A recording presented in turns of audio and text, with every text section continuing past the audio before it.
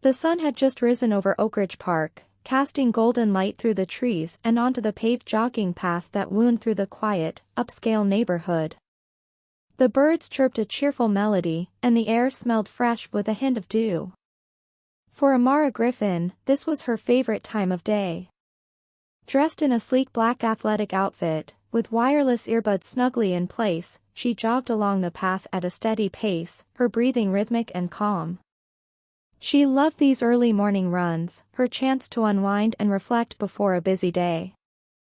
As the head of internal affairs for the state police, Amara's life was anything but ordinary. At 38 years old, she had climbed to one of the highest positions in law enforcement, earning respect for her fearless dedication to rooting out corruption and holding officers accountable. Her job wasn't easy, pushing for justice often meant making enemies, but she took pride in her work and knew the change she was fighting for was worth it. Recently, she had moved into the affluent Oak Ridge Park neighborhood, not to flaunt her success, but for the peace it offered. It was a place where she could breathe away from the noise of the city. With her favorite podcast on police reform playing in her ears, Amara focused on the rhythm of her steps and let the world melt away until the sound of a slow-moving car broke her concentration. In a police cruiser crawling along the jogging path's edge, Officer Ethan Cole gripped the steering wheel and narrowed his eyes.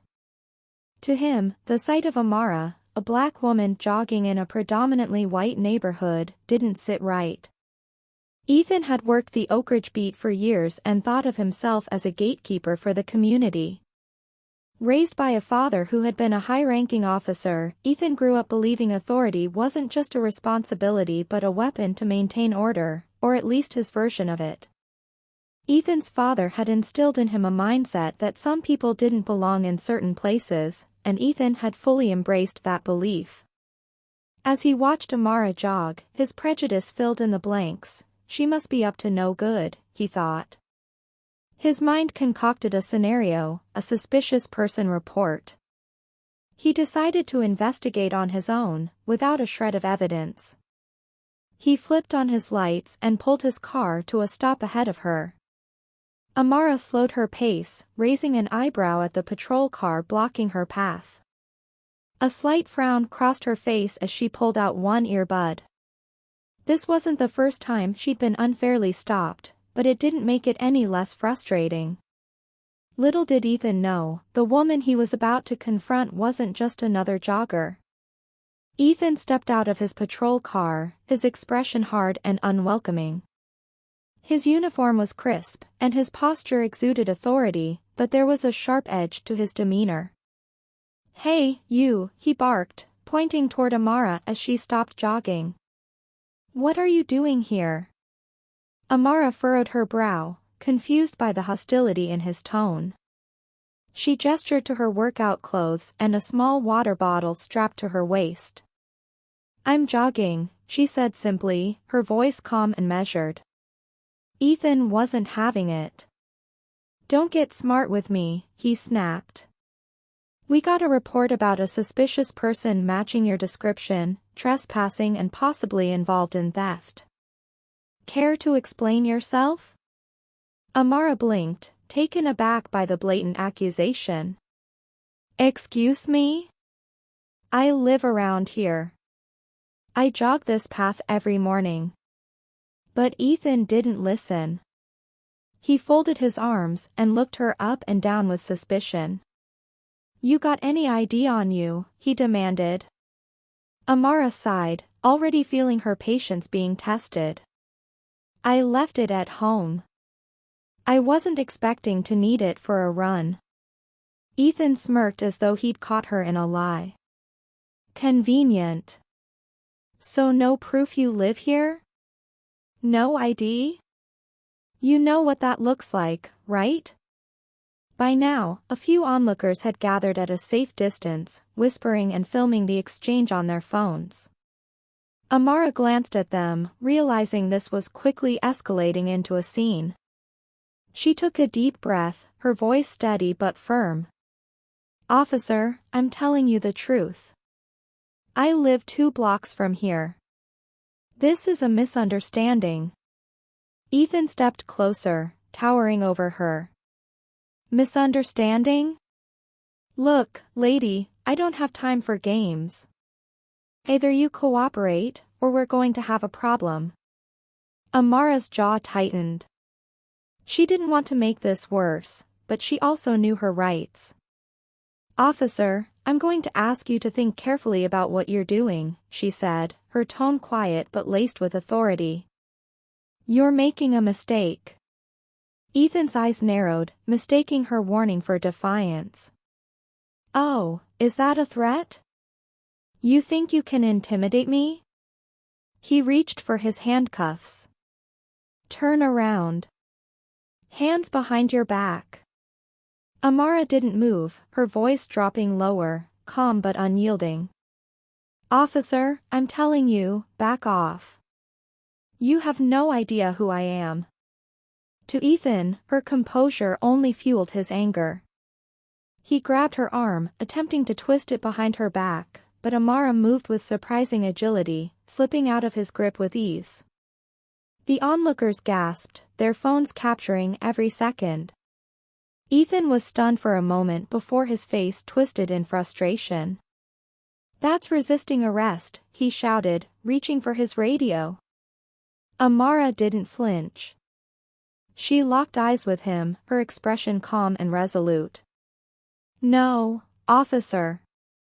That's me reminding you that you've just crossed a line you can't uncross. Ethan's frustration boiled over as he yanked out his handcuffs. You've resisted long enough, he growled, grabbing Amara's wrist and snapping the cuffs into place. She didn't fight back, allowing him to force her hands behind her back. The roughness of his grip made several bystanders flinch, their murmurs growing louder. What's wrong with you, man? She didn't even do anything, shouted a young man holding his phone, recording the scene from a few feet away. Yeah, let her go, chimed in an older woman clutching her dog's leash. A small crowd had formed, and nearly every person had their phones out, documenting every move Ethan made. Step back. Ethan barked at the onlookers, his voice tinged with panic as the weight of their judgment began to press on him. His hand shook slightly, but he clenched his jaw to mask any sign of weakness. Turning back to Amara, he tightened the cuffs unnecessarily, making her wince. Amara remained calm even as Ethan pushed her toward the patrol car. You're making a scene, she said softly, her tone more disappointed than angry. You made the scene, Ethan shot back, opening the back door of the car. All you had to do was cooperate.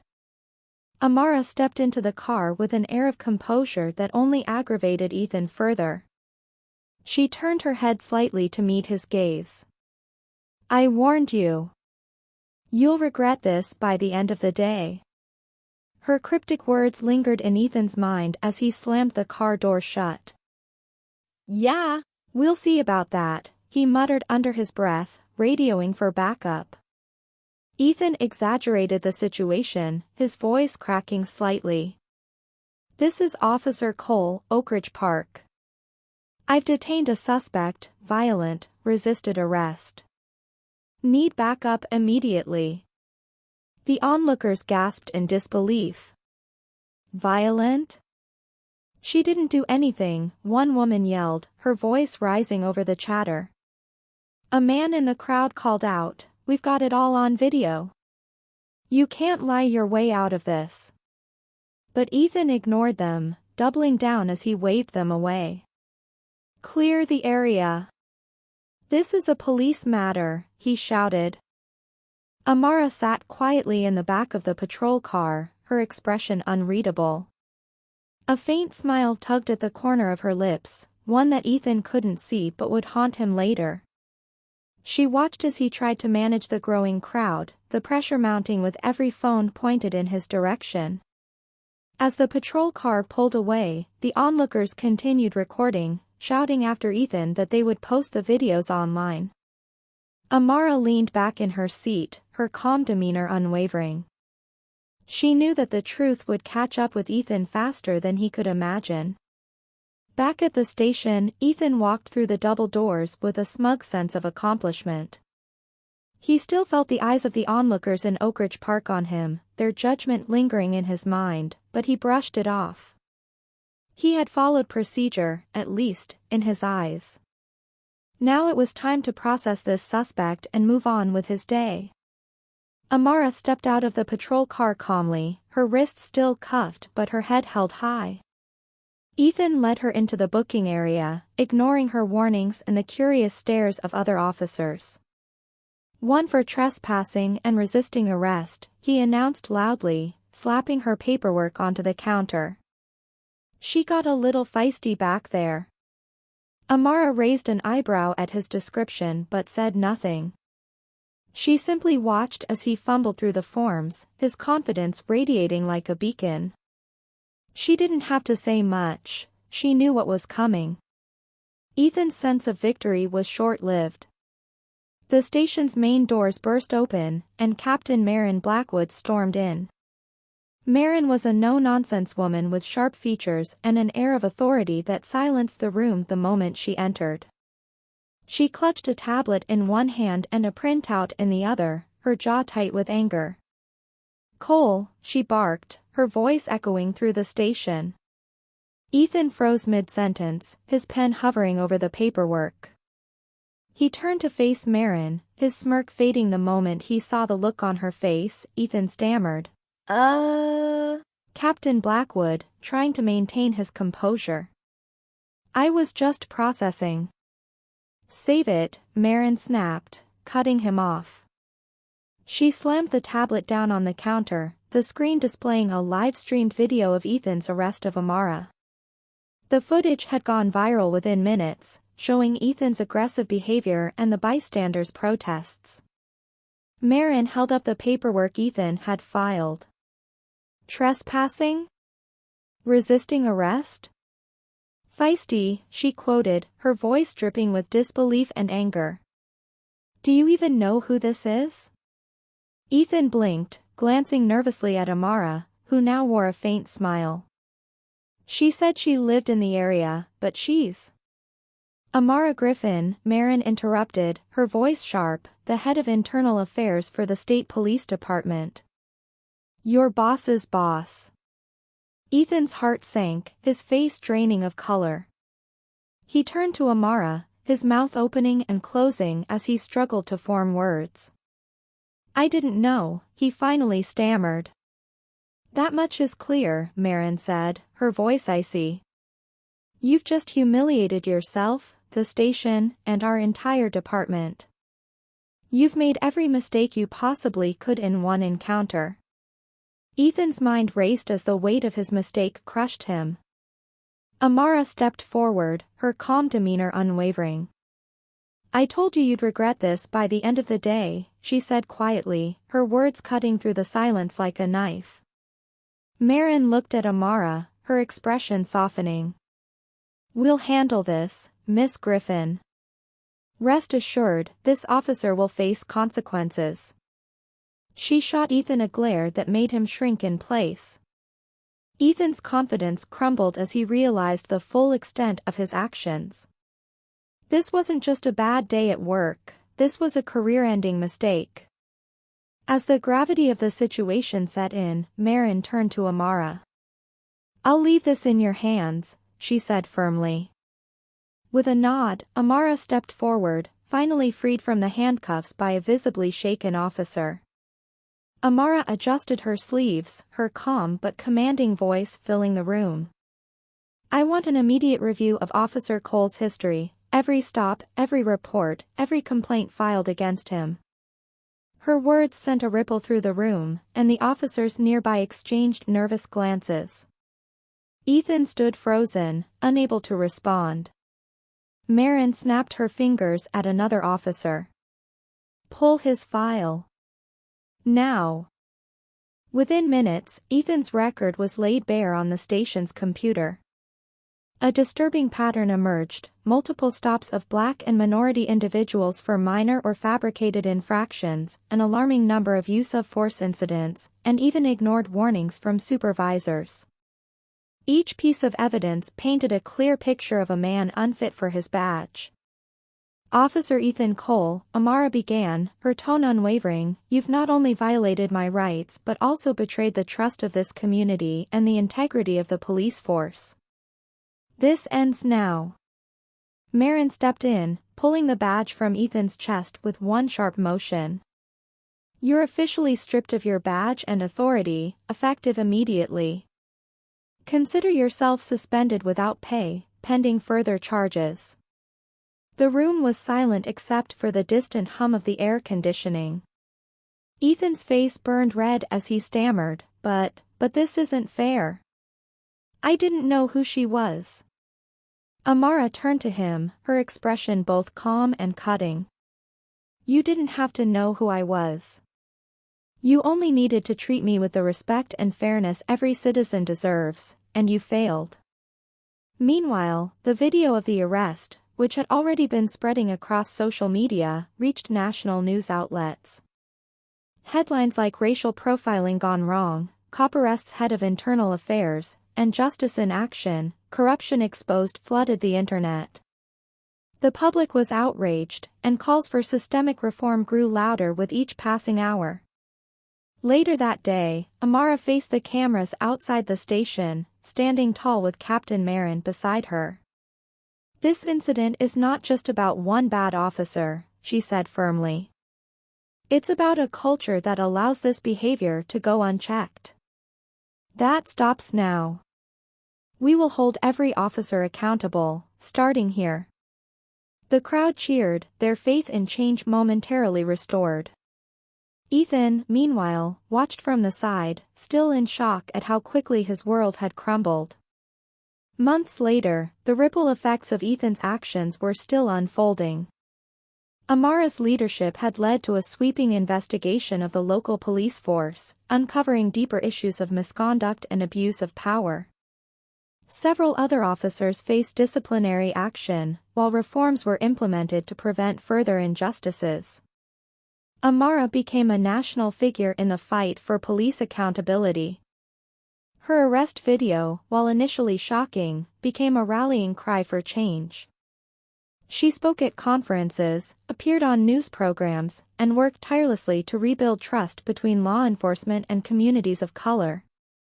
The public hailed her as a symbol of resilience and justice. Meanwhile, Ethan's life took a very different turn. After being convicted of misconduct and stripped of his certification, he struggled to find work. With no badge and a tarnished reputation, he was forced to take a job as a parking lot attendant. The once arrogant officer now spent his days handing out tickets, his pride shattered. One afternoon, as he worked under the blazing sun, Ethan noticed a TV playing inside a nearby diner. Through the window, he saw Amara standing at a podium, receiving a prestigious national award for her contributions to police reform. The audience applauded, and Amara's face lit up with a gracious smile. Ethan froze, his stomach twisting in knots. The memory of that day in Oak Ridge Park flooded back, her calm warnings, the onlookers' protests, and his own hubris, all playing on a loop in his mind. His bitterness was evident as he clenched his fists, but deep down, regret began to creep in. He had no one to blame but himself. The final scene cut back to Amara walking off the stage to a standing ovation. She shook hands with leaders and activists, her mission far from over. "Justice," she had said in her speech, "isn't just about punishing the guilty. It's about creating a system where no one has to suffer injustice in the first place." Ethan turned away from the TV, his shadow stretching across the asphalt. The sound of applause faded into the distance as he returned to his monotonous job, haunted by the choices that led to his downfall. Amara, on the other hand, continued her fight for a better future, using her experience to inspire change. For her, the encounter with Ethan was not just a victory, it was a reminder that the fight for justice never truly ends.